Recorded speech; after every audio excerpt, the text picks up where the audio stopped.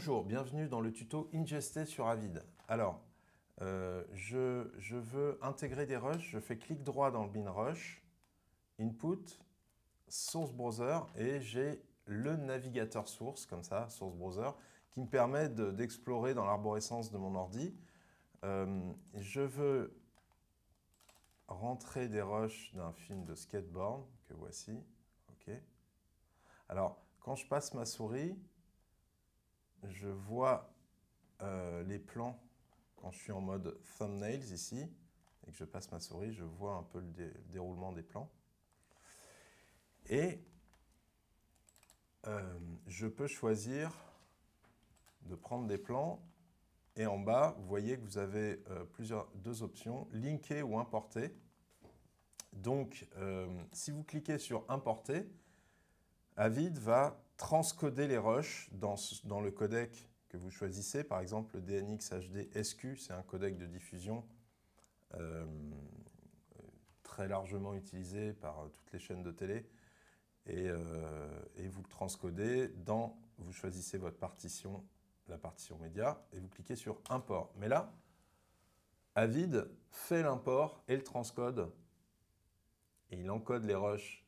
Donc Avid importe les rushs, donc il les encode dans la partition média en même temps. Et vous êtes un peu paralysé. Alors, vous pouvez aussi choisir de linker les rushs. Et de cette manière, vous pouvez linker plusieurs cartes dans le même bin. Je vais chercher un autre bin ici, une autre carte. Je vais chercher une autre enveloppe de rush à côté. Je vais sélectionner les plans. Je vais cliquer sur Link. Et les plans sont seulement linkés, en fait, dans le bin. Hop.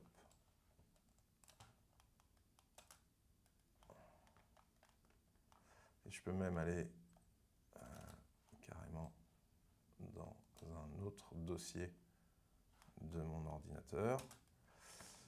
Voilà, de mon disque. Et vous voyez, j'ai linké une quarantaine de plans. Et du coup, je vais pouvoir les transcoder en une seule fois.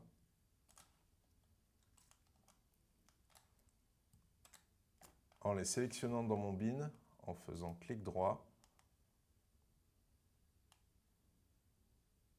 Consolidate Transcode, je choisis Transcode, je clique ma partition média et je choisis le codec ici. Le DNX HD LB est un codec proxy qui pèse moins lourd et le DNX HD SQ, c'est un codec de diffusion. Donc là, on a un petit projet, donc je peux choisir le DNX HD SQ. Et pour le son, je coche ces deux cases qui vont bien encoder mon son en 48 kHz et en 24 bits. Ici, j'ai une indication du poids que vont représenter mes rushs sur mon disque, 13 Go, et je lance le transcode. Alors, certaines images ne sont pas en 25p parmi mes rushs, donc Avid, là, me propose de les convertir. Je clique Convert, et c'est parti pour le transcode. OK. Et voilà, nous voilà avec les rushs transcodés. En haut de mon bin, j'ai les rushs transcodés, et en bas, j'ai les rushs linkés qui sont encore là. Alors, soit on les efface, c'est bien souvent ce qu'on va faire, soit on les range dans un bin natif, qu'on va intituler natif. Ça, c'est quand on travaille avec des proxys et qu'on se prépare à faire une conformation. Ce n'est pas le cas pour ce projet de skate, donc je vais les effacer puisque j'ai encodé dans un codec de diffusion. J'ai encodé en DNX HD SQ, donc ceux-là, je vais les effacer. Voilà. Donc là, j'ai mes rushs transcodés. Je vais m'assurer qu'il n'y a pas de fausse stéréo sur ces rushs.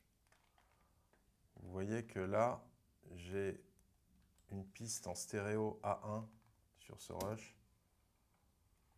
Vous voyez le petit symbole stéréo ici. C'est une erreur. Les plans comme ça sont très rarement en stéréo. Il n'y a pas d'enregistrement stéréo. Donc, on va forcer Avid à considérer tous ces plans comme du double mono. On va sélectionner les plans. On va faire clic droit, Modify, Modify Clip, Set Multi-Channel Audio. On va cliquer dans le petit triangle et on va demander mono. Et on fait OK. Et ensuite, on n'a plus qu'à fabriquer un bout à bout. Donc on s'assure que la timeline est vide. Si elle n'est pas vide, on va dans Clear Monitor ici.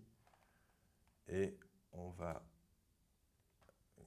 ranger les rushs dans l'ordre du tournage en double-cliquant sur Start.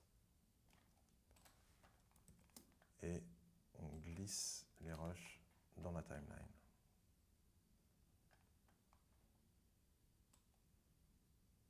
Et voilà un sublime bout à bout qui me permet de voir d'un seul coup l'ensemble de mon tournage, comme ça, de le brosser avec une barre de lecture et de